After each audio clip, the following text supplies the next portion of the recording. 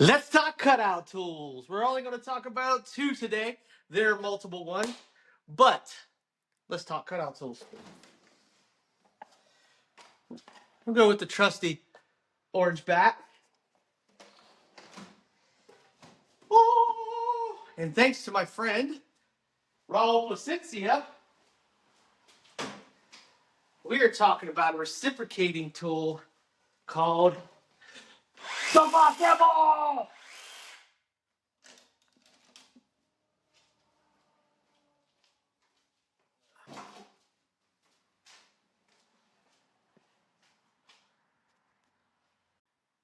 All right, so what we have here is the glass rubber blades. These are just simple cutout blades that we're used to. No different than the equalizer blades of the past, for the ambush or anything like that. All of those. So what's different about the glass rebel is this quick connect. And not only the quick connect is nice, but this is notched to where if you want to turn the blade slightly and lock it in, you can. So that way you can get a different angle with the head when you're using it. Actually, I'm gonna put some gloves on.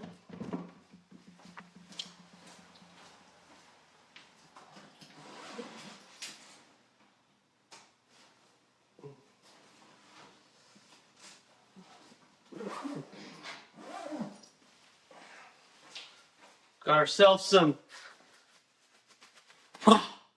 Milwaukee leather cut resistant gloves. These are not impact resistant, so you wouldn't actually use this when you're using this tool inside the vehicle. The decibel level of these tools are loud enough to where when you are inside of a vehicle, you should be wearing ear protection and you should be wearing anti-vibe gloves. I got a set around here somewhere, but we're messing with the sharps, so that's what we're going to deal with. Obviously, I showed you.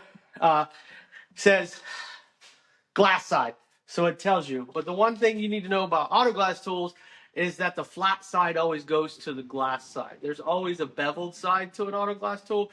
The flat side always goes to the glass side, whether it be a cold knife blade or one of these blades like that the glass rebel has. You want to make sure you're using plenty of lubrication with this. Water is a great lubrication. Don't use silicone spray. Don't use WD-40. Don't use any kind of solvent or lubricant that will actually interact with the bead that you're cutting out and cause bonding issues. So water is always a go-to.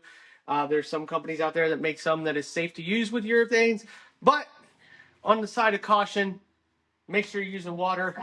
You want to make sure you spray the bead down amply. I always wet the blade as well, and then you just, this is a violent sounding tool. So as Trey would say, you see a technician with this, walk directly up to your car, stand the wipers up, tell them to get back in their van. They're walking back to this. But this tool, and Trey will agree with me, can be very valuable if you learn how to use it correctly.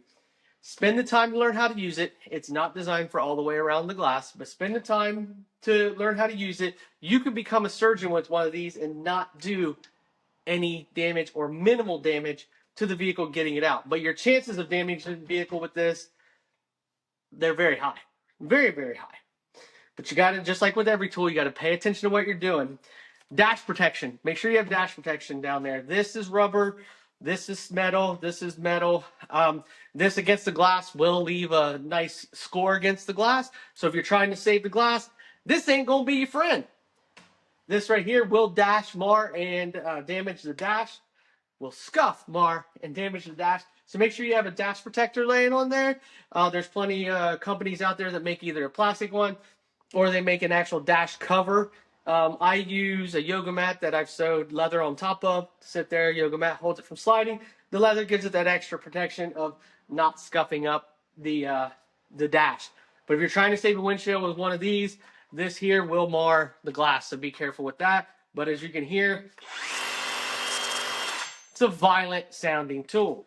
does the job great, but it is an intimidating tool for customers to look at. I've used one of these in many different forms from the time I started in the industry. It was the 2004. I started in 03. 2004 is when I got my first. Um, it was called the Express tool then, and mine was an equalizer version. But I've had the extractor version, and now I've got the Glass Rebel version. Um, I've yet to actually use this tool on a job. I don't do installs that much anymore. My friend, when I was in California, Raul Placencia, gave me this tool, and the condition, it's a brand new condition. They've used it because you got some urethane on the blades and everything that I've not cleaned off. It comes with a variety of different blades. And also the Glass Rebel now has a push knife, meaning you can hook these onto a rod and use a push knife and use it to, if you're using the wire to cut out a quarter glass and you need to bust the clips off, he does make an attachment for these to do that now. So do not be afraid of these tools. If you're a new technician, be cautious of this tool. This tool can hurt you. Obviously, you get in there and you don't have enough lubrication and it's bop, bop, bop, bop, bop, bop, bouncing off of the urethane and getting stuck in there. Smoke's rolling out and then you end up with a big blister right here, and your hands just hurt. This tool will actually aggravate if you have carpal tunnel. It's a vibrating tool. And over time use with a vibrating tool, you can develop carpal tunnel. There are ways to get around that, but this tool can lead to carpal tunnel due to the vibration in the tool. Other than that, this tool is a great tool to learn how to use it. Take your time to practice, practice, practice. The bad thing about our industry is we don't have a lot of practice. You just go do. So if you got one of these, you want to learn how to use it really well to where you don't damage a customer's car, take it to the junkyard on a Saturday, pull some glass, and really learn how to use this tool. Lots of water, lots of lubrication. Lubrication's your friend. One thing you got to watch about water, though, if you don't have a dash protector down, water droplets can stain the dash, especially if it's one of the newer dashes. It tends to water spot a lot. So you want to make sure you have something down before you start spraying your water. That way you don't water spot the dash, but you need a dash cover down anyways to be using this tool. Now, there's that one. Orange back. This tool can be dangerous to the body. If you don't pay attention of your angles, how many times you move it, you don't pay attention to where your cord is on the body, it will cut through the metal pinch weld. Mainly along the bottom, it's a lot thinner there. This is a back belt. Some of them have the QC version that holds all these. I've had this one for a long time. This is the back belt.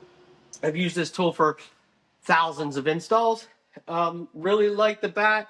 I've been really digging on the frog here lately, but I've used the bat a lot, enjoyed the bat. The one thing about the bat, angles, angles, angles. If you only move this twice and you have it, and you go from the driver's side all the way to the passenger side, and you string this because of the bow of the windshield, you string this cord all the way across and it's leaning real hard against the dash, and you start pulling into it, it pulls it, or you start running it up, it pulls it even tighter, and your chances of cutting into the metal are greater.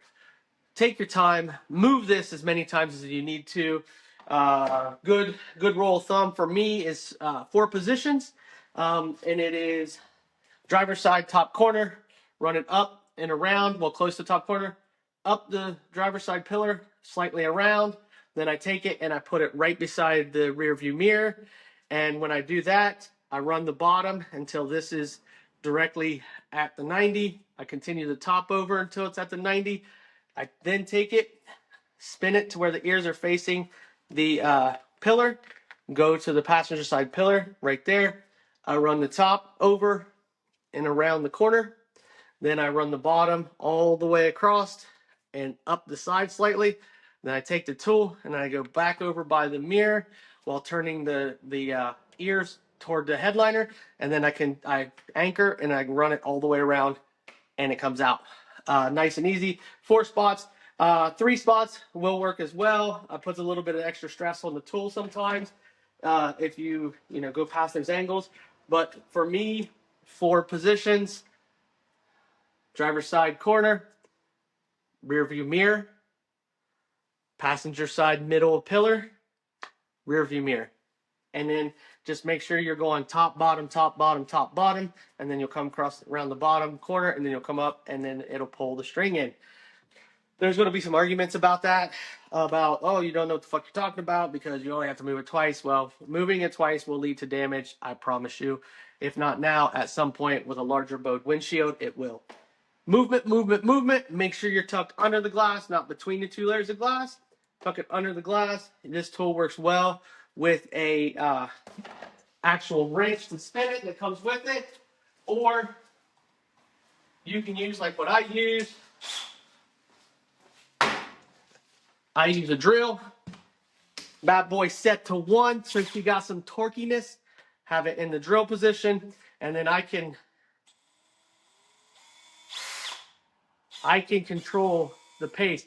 If you're in 2, it'll clutch out. It'll clutch out a lot. I'm not strong enough to make it clutch out, but it'll clutch out a lot if you have it in 2. So you want to have that bad boy on the low and go 1 position. And like I said, you can use the hand crank. It works just as fine. But make sure you're following the arrows and that you have the cord turning the right direction the whole time.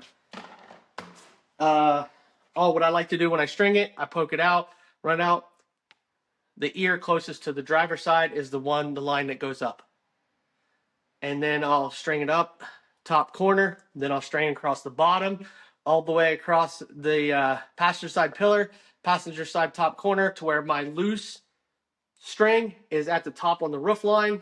That way what I can do is I can then take my hand, rest it on that cord so it's guiding it down under, and I can roll with either the drill or the crank, roll the slack in until where it pulls it in at the top. If the slack's at the bottom, there's a chance where you're not paying enough attention and it'll loop itself around non-exposed edge of the pinch weld.